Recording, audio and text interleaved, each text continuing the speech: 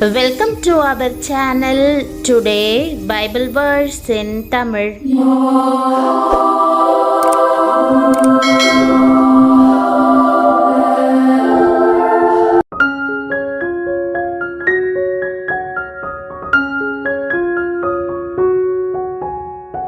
இன்றைய வசனம் யோவான் 7ஆம் அதிகாரம் 38 மற்றும் 39ஆம் வசனங்கள்.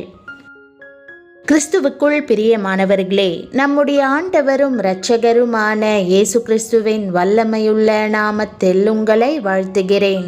தம்முடைய பரிசுத்த ஆவியினாலும் மற்றவர்களை ஆசிர்வதிக்கும்படி புரண்டோடுகிற ஜீவ தண்ணீராலும் நீங்கள் நிரப்பப்படும் வண்ணம் தன் அண்டைக்கு வருமாறு இயேசு உங்களை அழைக்கிறார். என்னிடத்தில் விசுவாசமாயிருக்கிறவன் எவனோ அவன் உள்ளத்திலிருந்து ஜீவ நீருள்ள நதிகள் ஓடும் என்றார். தம்மை விசுவாசிக்கிறவர்கள் அடைய போகிற ஆவியை குறித்து இப்படி சொன்னார்.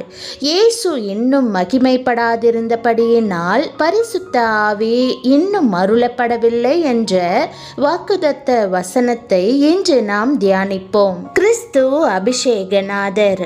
அவர் என்னை நிச்சயமாகவே அபிஷேகம் பண்ணுவார் என்ற விசுவாசத்தோடு நீங்கள் காத்திருக்கும் போது கர்த்தர் பரிசுத்த ஆவியின் அபிஷேகத்தை தந்தருளுவார். தேவன் ஆவியாய் இருக்கிறார் என்பதை நீங்கள் விசுவாசியுங்கள். அந்த ஆவியானவர் எனக்குள் வந்து உணர்த்துவார், போதிப்பார், தேற்றுவார், சகல சத்தியத்திற்குள்ளும் வழிநடத்துவார் என்பதையெல்லாம் விசுவாசியுங்கள். நீங்கள் அப்படி விசுவாசிக்கும் போது ஜீவ தண்ணீர் உள்ள நதியான ஆவியானவர் உங்களுக்குள் கடந்து வருவார். கிறிஸ்துவ அனுபவம் வெறும் ரட்சிப்போடும் ஞான ஸ்நானத்தோடும் நின்று விடுவதில்லை. அதற்கு மேலாக அபிஷேகம் பெற்று விசுவாசத்தோடு நீங்கள் முன்னேறி செல்ல வேண்டும். அப்போஸ்தலனாகிய பவுல், நீங்கள் விசுவாசிகளான போது பரிசுத்த ஆவியை பெற்றீர்களா என்று அன்றைக்கு எபேசு விசுவாசிகளினிடத்தில் கேட்டபோது அவர்கள் பரிசுத்த ஆவி உண்டென்பதை நாங்கள் கேள்விப்படவே இல்லை என்றார்கள். அல்லாமலும் பவுல் அவர்கள் மேல் கைகளை வைத்தபோது பரிசுத்த ஆவி அவர்கள் மேல் வந்தார். அப்பொழுது அவர்கள் அந்நிய பாஷைகளை பேசி தீர்க்க தரிசனம் சொன்னார்கள். உங்கள் விசுவாசம் வளர்ந்து பெருக வேண்டுமானால் உங்களுக்கு பரிசுத்த ஆவி மிகவும் அவசியம். அநேகர் விசுவாசிகளாய் இருக்கிறார்கள், ஆனால் பரிசுத்த ஆவியின் அபிஷேகத்தை நம்புவதில்லை. இன்னும் அநேகர் தாங்கள் ரட்சிக்கப்பட்டவுடனே அபிஷேகத்தை பெற்றுவிட்டதாக தவறாக எண்ணிக்கொண்டிருக்கிறார்கள். அப்படியானால் அப்போஸ்தலனாகிய பவுல் எபேசு விசுவாசிகளை பார்த்து பரிசுத்த ஆவியை பெற்றுவிட்டீர்களா என்று கேட்க வேண்டியதில்லையே. உங்களுடைய விசுவாச கண்களினால் கர்த்தரை மிகவும் அன்புள்ள தகப்பனாக காணுங்கள். வாக்களித்ததை நிறைவேற்றுகிறவராக பாருங்கள். சகல நன்மையான ஈவுகளையும் தம் பிள்ளைகளுக்கு மகிழ்ச்சியோடு தருகிற பாசமுள்ளவராக பாருங்கள். இயேசு சொன்னார், நீங்கள் உங்கள் பிள்ளைகளுக்கு நல்ல ஈவுகளை கொடுக்க அறிந்திருக்கும் போது பரலோகத்தில் இருக்கிற உங்கள் பிதா தம்மிடத்தில் வேண்டிக் கொள்ளுகிறவர்களுக்கு நன்மையானவைகளை கொடுப்பது அதிக நிச்சயம் அல்லவா? பரம பிதாவானவர் தம்மிடத்தில் வேண்டிக் கொள்ளுகிறவர்களுக்கு பரிசுத்த ஆவியை கொடுப்பது அதிக நிச்சயம். பரிசுத்த ஆவியை பெறும்படி விசுவாசத்தோடு உங்கள் இருதயத்தை சுத்தப்படுத்துங்கள். கரைதிரை இல்லாமல் இயேசுவின் இரத்தத்தினால் உள்ளத்தை கழுவுங்கள்.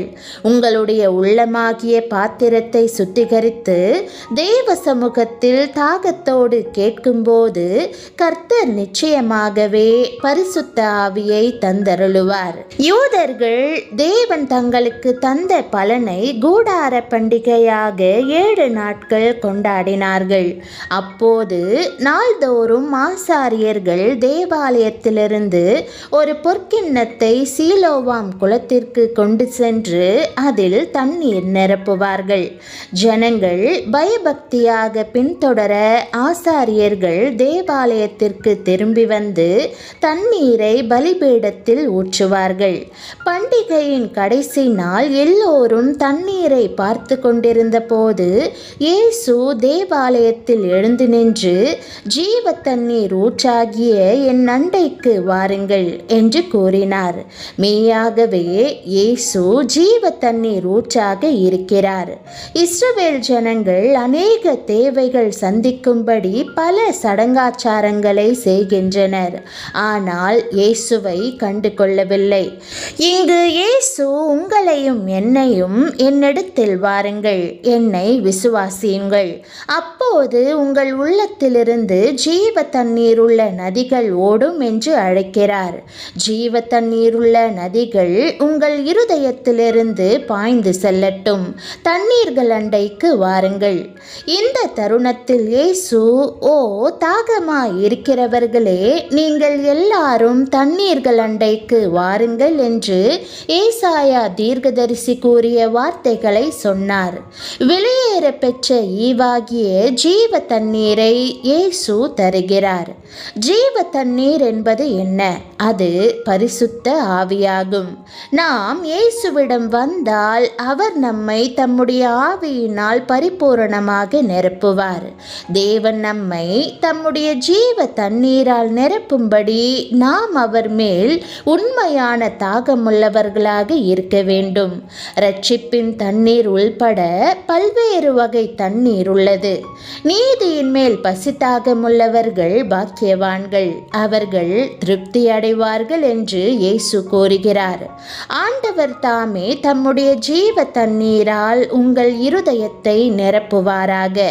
அவர் நம்மை நிரப்புவதுடன் மட்டுமல்லாமல் தம்முடைய ஆவியையும் நம்மேல் ஊற்றுகிறார்.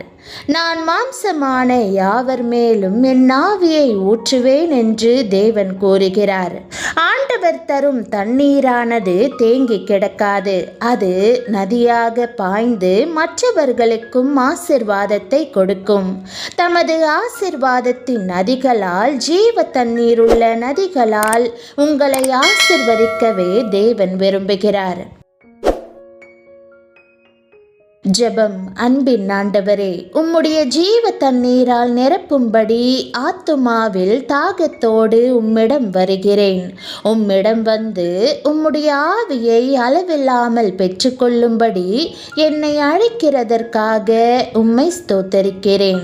உம்முடைய பரிசுத்த ஆவி என் மூலமாக ஜீவ தண்ணீருள்ள நதிகளாக பாய்ந்து சமாதானத்தையும் பலனையும் சந்தோஷத்தையும் அளிக்கட்டும். உம்முடைய நீதியின் மேல் நான் பசிதாகமாய் இருக்கும்படி செய்யும். நீர் என்னை சுற்றிலும் இருப்பவர்கள் மேலும் பாய்ந்து அவர்களை ஆசிர்வதிக்கும்படி உம்முடைய ஆவியை என் மேல் அளவில்லாமல் ஊற்றுவீராக. ஒருபோதும் வற்றாத நதியைப் போல என் வாழ்க்கை உம்முடைய அன்பையும் நன்மையையும் விளங்க பண்ணட்டும். ஜீவ தண்ணீராகிய வெளியேற பெற்ற ஈவை தருவதற்காக உமக்கு நன்றி செலுத்தி இயேசுவின் நாமத்தில் ஜெபிக்கிறேன் நல்ல பிதாவே, ஆமேன். தேவனுடைய நாமம் மகிமைப்படுவதாக. ஆமேன்.